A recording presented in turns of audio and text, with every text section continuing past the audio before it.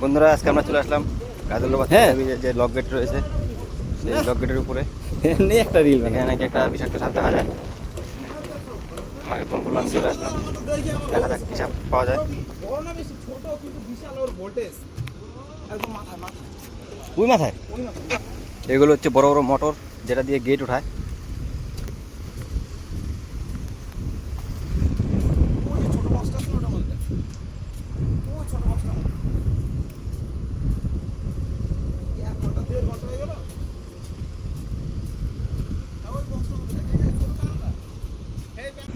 বন্ধুরা এটি হচ্ছে অর্নেট ফ্লাইং স্নেক, এটা মিডলি ভেনামাস। কাল লাগেনি এটা কামড় দেখো ভাগনা দেখো আমার এদিকে আগে আসবে কিন্তু ভয় লাগে হবে না, কিছু কি হয় না। না থাকলে আমি আতঙ্কে মরে যাবো আতঙ্কে মরে যাবো বাংলা এটাকে কালনাগি সাপও বলে। বিশেষ করে থাকে কোথায়? কি করে এটা এই যে এখানে বাক্সের ভিতরে ছিল গ্যারেজের।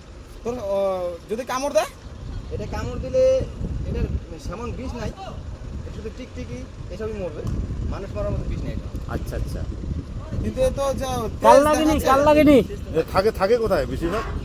এই গাছে থাকে, ঘরে থাকে, গাছে টিকটিকি, তারপরে প্রজাপতি এসবই থাকে। আচ্ছা আচ্ছা বাপরে মিঠুন দা তো এটা দাও সর্বনাশ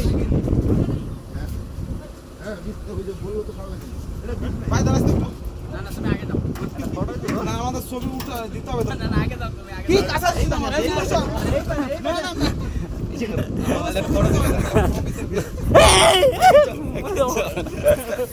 দাঁড়া দাঁড়া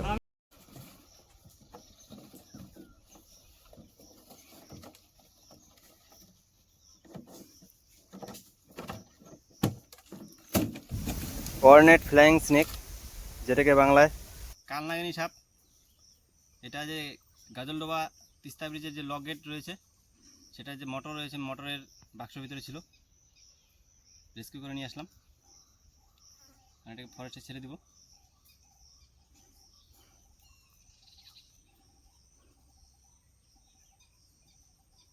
হবে।